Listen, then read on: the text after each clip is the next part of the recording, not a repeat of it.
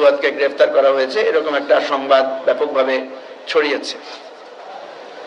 তো গভীর রাত্রে এই ধরনের সংবাদ প্রচার হলে যেটা সমস্যা হয় যে যোগাযোগ, খোঁজ খবর নেওয়া, এটা একটু অসুবিধা হয়। যদিও রমজান মাস থাকাতে সুবিধা হয়েছে যে আমরা সেহরি টাইমে অনেককে আমরা জাগ্রত পেয়েছি, অনেকের সাথে আমরা কথা বলতে পেরেছি। তো আমরা যত দ্রুত সম্ভব খবর চেক করে আমরা আপনাদেরকে জানিয়েছি যে এটা সম্পূর্ণ একটা গুজব, এবং এটা খুবই দুঃখজনক যে আমরা সোশ্যাল মিডিয়াতে নানা রকম উত্তেজনাপূর্ণ, নানা রকমের অস্থিরতা আমরা লক্ষ্য করছি, এবং এই সমস্ত গুজবের উদ্দেশ্য কি সেটা আপনারা সবাই একটু আমরা বুঝতে পারছি। যাদের আইডি থেকে এই গুজবগুলো ছড়ানো হয়েছে এদেরকে আপনারা প্রায় সবাই চেনেন।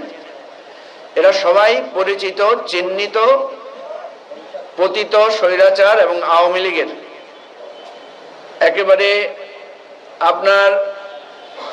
এরা হচ্ছে পেইড, এবং আমি যেটা বলবো যে এরা হচ্ছে একদম উচ্ছৃঙ্খল পরিস্থিতি তৈরির জন্য, উচ্ছৃঙ্খলতা তৈরির জন্য, বিশৃঙ্খলা তৈরির জন্য একেবারে নিবেদিত লোকজন। তো আমি ভাবছিলাম যে এই সমস্ত কাজগুলো কেন হয়, কারা এগুলো করে। তো প্রায় সকল বোদ্ধারাই আমাকে বলেছেন যে এটা সরাসরি শেখ হাসিনার নির্দেশেই এই ধরনের উস্কানিগুলো হয়। কারণ এর আগে আমরা দেখেছি শেখ হাসিনা নির্দেশনা দিয়েছেন তার নেতাকর্মীদেরকে যে প্রেসিডেন্ট ট্রাম্পের ছবি লাগিয়ে মিছিল করার জন্য, এবং সেই মিছিলে যদি হামলা হয় এবং ট্রাম্পের ছবি আক্রান্ত হয়েছে এই সমস্ত ছবি দিয়ে ওনারা রাজনীতি করবেন এবং মার্কিনীদের মধ্যে ওনারা উত্তেজনা তৈরি করার চেষ্টা করবেন। ঠিক তেমনি আপনারা দেখেছেন যে ব্যারিস্টার আসাদুজ্জামান ফুয়াদ এবি পার্টির সাধারণ সম্পাদক গত 2024 সালের 5 আগস্ট, আমি তখন জেলে ছিলাম, আমাদের যখন প্রতিবাদ সমাবেশ হচ্ছিল এই বিজয় একাত্তর চত্বরে, তৎকালীন সময়ে দেশে নানা রকমের পরিস্থিতি বিরাজ করছিল, খুবই সেন্সিটিভ একটা টাইম। সেই সময়ে ব্যারিস্টার ফুয়াদের একটা বক্তব্য ছিল, কারণ আমাদের কাছে খবর ছিল যে নানা রকম ষড়যন্ত্র হচ্ছে, ছাত্র জনতার অভ্যুত্থানকে পকেটজাত করার জন্য নানা রকমের কাজ হচ্ছে। সেই পরিস্থিতিতে ব্যারিস্টার ফুয়াদ একটা বক্তব্য রেখেছেন। আপনারা সেই বক্তব্যটা ভালো করে লক্ষ্য করলে দেখবেন সেখানে তেমন কোনো ইলেকট্রনিক মিডিয়া ছিল না, কারণ সেই সময়ে ইলেকট্রনিক মিডিয়া তো দূরের কথা, সোশ্যাল মিডিয়ার কার্যক্রম তখন খুবই লিমিটেড ছিল, ইন্টারনেটও বন্ধ ছিল। সেই সময়ের একটা বক্তব্যকে গতকাল পরশু 2 দিন ধরে আমরা দেখলাম যে কে বা কারা এটা নতুন করে এটা এনেছে, এবং এটা বিভিন্ন জায়গায়, এটা মেসেজের মাধ্যমে বিভিন্ন জায়গায় এটা ছড়ানো হয়েছে, এবং বলা হয়েছে যে এটা সাম্প্রতিক একটা বক্তব্য। সেটা আমি আপনাদেরকে খোলামেলা করেই বলি, আপনারা হয়তো আমাকে প্রশ্ন করবেন এই বিষয়ে, যে সেখানে দেখা যাচ্ছে ব্যারিস্টার ফুয়াদ অত্যন্ত স্পষ্ট করে বলছেন যে কোনো ষড়যন্ত্র বরদাস্ত করা হবে না, ষড়যন্ত্র যদি করা হয় আমরা আবু সাইদের মতো জীবন দিয়ে রক্ত দিয়ে হলে সেটা মোকাবেলা করব।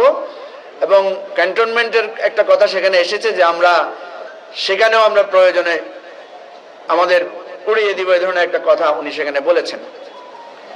প্রেসিডেন্টকে আওয়ামী লীগের আজ্ঞাবহ হিসেবে উল্লেখ করে তিনি প্রেসিডেন্টকেও চক্রান্ত থেকে বিরত থাকার আহ্বান জানিয়েছেন। প্রিয় ভাই ও বন্ধুগণ, আপনারা জানেন যে গণ অভ্যুত্থান মানেই ছিল আমাদের সবকিছু ওলটপালট করে দেয়া, এবং যে গণভবন উড়িয়ে দেওয়া হয়েছে, গণভবনকে মানুষ ঘেরাও করেছে, সেরকম একটা পরিস্থিতি ছিল 5 আগস্ট। সেরকম পরিস্থিতিতে একটা বক্তব্যকে বর্তমান সময়ের বক্তব্য বলে চালিয়ে দিয়ে নানা ধরনের উত্তেজনা তৈরি করার চেষ্টা কারা করেছে এদেরকে আপনারা চেনেন। আমরা এদের সমস্ত বিষয়গুলো অবজার্ভ করেছি, লক্ষ্য করেছি এবং সংশ্লিষ্ট কর্তৃপক্ষকে জানিয়েছি। আমার সাথে বিভিন্ন জায়গা থেকে যোগাযোগ করা হয়েছে, তাদেরকে আমি বিষয়টা যখন স্পষ্ট করেছি তারা বিষয়টা বুঝেছেন। কিন্তু এর মধ্যে আমরা দেখলাম যে এটাকে পুঁজি করে নানা রকমের গুজব, নানা রকমের উত্তেজনা ছড়ানোর চেষ্টা করা হয়েছে। গতকালকে আমাদের এখানে পাশে একটা শ্রম ভবন আছে, আপনারা জানেন, এখানে শ্রমিকরা আন্দোলন করছে। গতকাল এখানে সেনাবাহিনীর প্রায় 10-12টা সাঁজোয়াজান এসেছিল বিকেলের দিকে। বিভিন্ন জায়গায় খবর ছড়িয়ে পড়েছে যে এবি পার্টি অফিস সেনাবাহিনী ঘেরাও করেছে। আমার কাছে চারিদিক থেকে ফোন আসা শুরু হলো।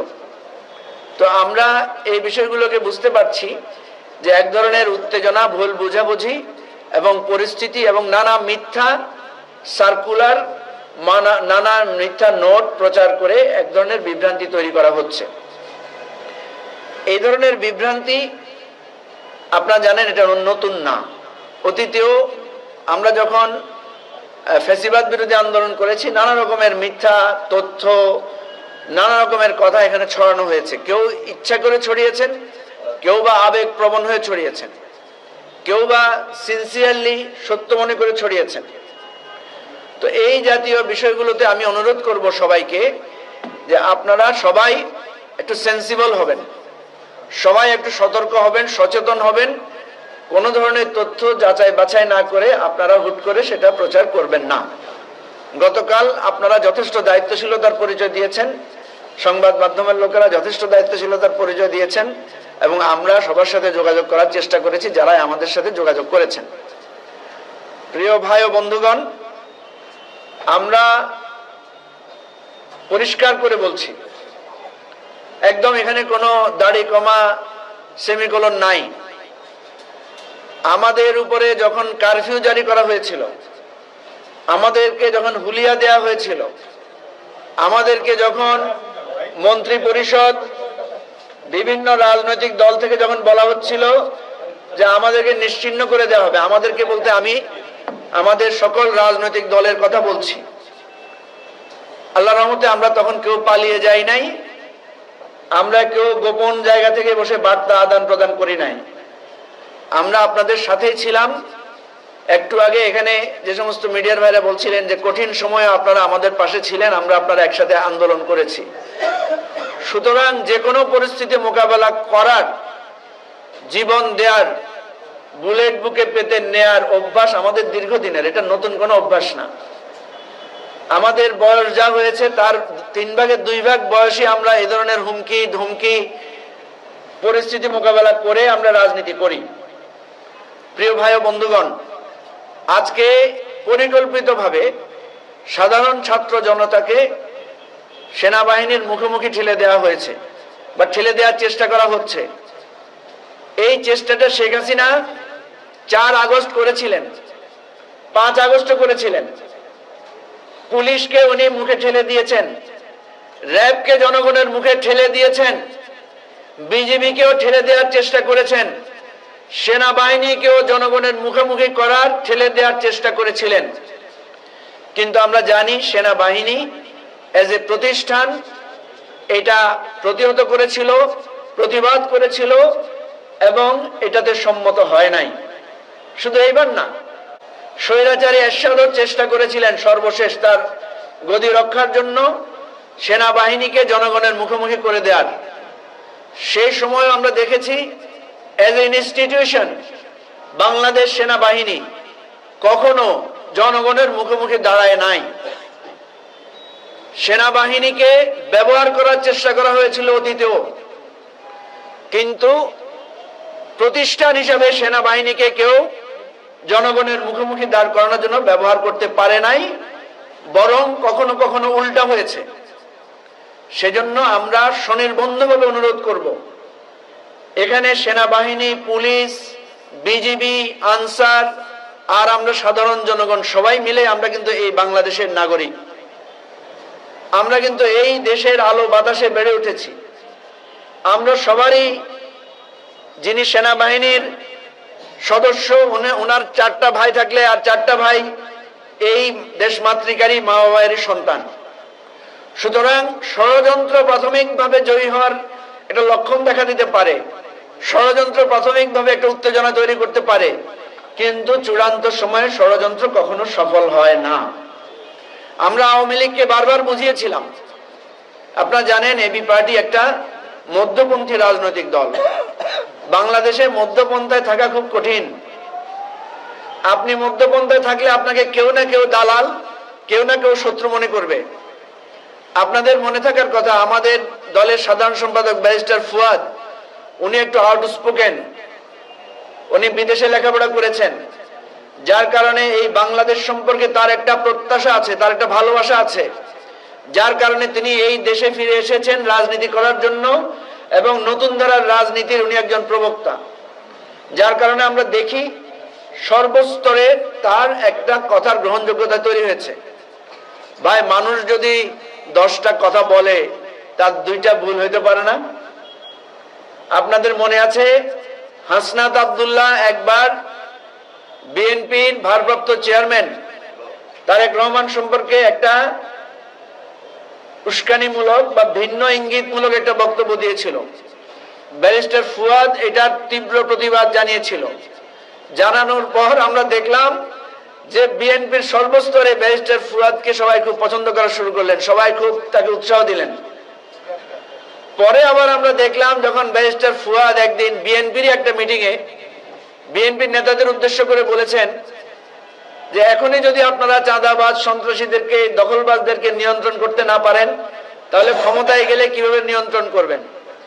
এই কথার কারণে ব্যারিস্টার ফুয়াদের বিরুদ্ধে এক শ্রেণীর বিএনপি সমর্থক, উগ্র সমর্থক, একটা পক্ষ, একটা গ্রুপ, সবাই না,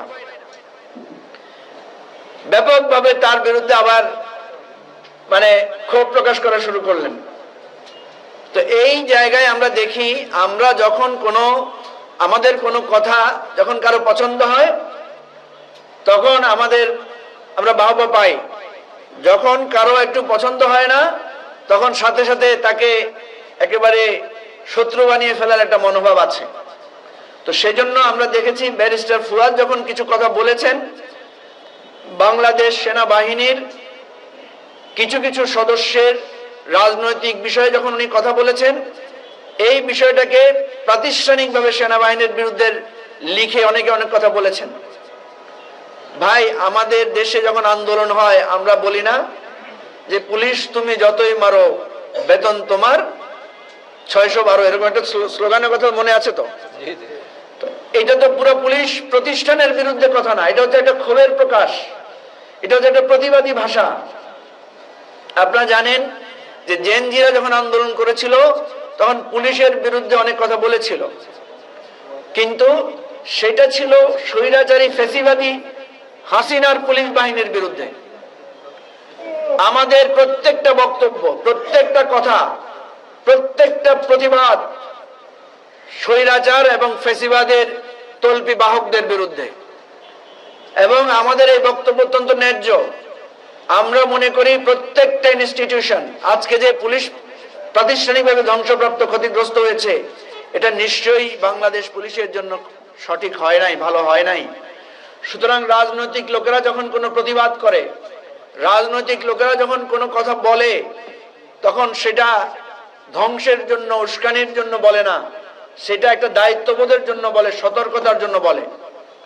সেজন্য আমি আজকে এখানে স্পষ্ট করে বলতে চাই, আমাদের বক্তব্য, আমাদের ভূমিকা, আমাদের রাজনৈতিক যে বিশ্লেষণ, প্রত্যেকটাই হচ্ছে আমাদের দেশের কল্যাণের জন্য, এবং এগুলো যদি মানুষ মেনে চলে, প্রতিষ্ঠানগুলো মেনে চলে, তাহলে সেটা আমাদের জন্য বৃহত্তর কল্যাণ ডেকে আনবে।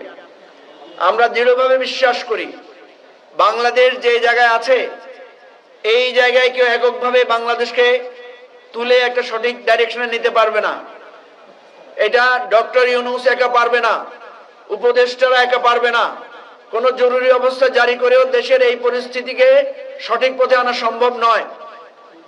আমি একজন রাজনৈতিক কর্মী হিসেবে সর্বপ্রথম জরুরি অবস্থা জারির জন্য প্রধান উপদেষ্টাকে বলেছিলাম যে দেশের যে পরিস্থিতি, প্রত্যেকটা অন্তর্বর্তীকালীন সরকার, আপনারা জানেন কেয়ারটেকার সরকার যখন ক্ষমতায় আসে, প্রাথমিকভাবে সে একটা জরুরি অবস্থার মতো পরিস্থিতি দিয়ে দেশে আইন শৃঙ্খলা পরিস্থিতি নিয়ন্ত্রণে আনে।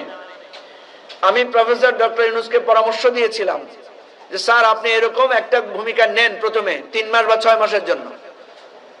উনি হেসে বলেছেন যে তুমি আমাকে এত কঠোর হওয়ার কথা বলছো, আমি তো এত কঠোর কখনো হতে পারবো না। প্রিয় বন্ধুগণ, হয়তো professor doctor Yunus was right. তিনি হয়তো চাচ্ছেন এই দেশটাকে যে অস্থিরতার মধ্যে আছে, উনি কিন্তু ঠান্ডা একটা ক্রমধারা অবলম্বন করছেন। আপনারা দেখেছেন দেশের রাজনৈতিক পরিস্থিতি আস্তে আস্তে একটা স্বাভাবিক পর্যায়ে আসছে। এই রমজানে অনেক উত্তেজনা হওয়ার কথা ছিল, দ্রব্যমূল্য নিয়ে রাজপথে বিক্ষোভ হওয়ার কথা ছিল, লোডশেডিং নিয়ে মানুষের ক্ষোভ হওয়ার কথা ছিল, সেটা হয় নাই। আমাদের বিমানের টিকিট, বিদেশে যেতে যে জুলুম ছিল সেটাকে উনি অনেক কমিয়ে এনেছেন। আস্তে আস্তে প্রত্যেকটা ক্ষেত্রে আন্তর্জাতিক মহলে সব জায়গায় এবার যে জাতিসংঘের মহাসচিব এসেছেন 4 দিনের সফরে, এটা বাংলাদেশের জন্য অসামান্য অসাধারণ অর্জন। সুতরাং আমাদের সবার সাহায্য লাগবে। সেনাবাহিনী, পুলিশ, বিজিবি, সরকার, উপদেষ্টারা, আমাদের সকল রাজনৈতিক দলের সহযোগিতা লাগবে এবং সহযোগিতা দিয়েই আমাদেরকে একটা জায়গায় পৌঁছাতে হবে। আমরা অনুরোধ করব, অনেক ন্যায্য কথা আছে, সেটাও কিন্তু কৌশলগতভাবে বলতে হয়। আমরা অনেক ন্যায্য কথা বলতে জানি, কিন্তু কৌশলগত কারণে আমাদেরকে রয়ে সয়ে অনেক কথা বলতে হচ্ছে। সুতরাং সবাইকে ধৈর্য ধারণ করতে হবে, সবাইকে একটা মাথা ঠান্ডা রেখে অস্থিরতা দূর করে চলতে হবে। আমি এর আগেও বলেছি, সেনাবাহিনী প্রধান বর্তমান পরিস্থিতিতে যে সমস্ত বিষয় বলেছেন রাজনৈতিক নেতাদের সাথে, এগুলো একান্ত ব্যক্তিগত আলাপ, এগুলো কোনো প্রাতিষ্ঠানিক মিটিং বা প্রাতিষ্ঠানিক আলাপ নয়।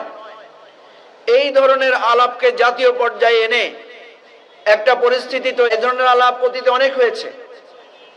অনেক রাজনৈতিক নেতাদের সাথে আমার কথা হয়, তারা বলেছেন সেনা প্রধানের সাথে তাদের ব্যক্তিগত আলাপে নানা আলোচনা হয়েছে, কিন্তু সেই আলোচনাকে পাবলিকলি এনে যে পরিস্থিতি তৈরি করা হয়েছে, এটাকে সমাধানের দায়িত্ব, এটাকে কুল ডাউন করে স্বাভাবিক পরিস্থিতি আনার দায়িত্ব এই সরকারের। আমরা অন্তর্বর্তীকালীন সরকারকে অনুরোধ করব, দেশের এই পরিস্থিতিতে আপনি একটি জাতীয় সংলাপ আহ্বান করেন দ্রুত।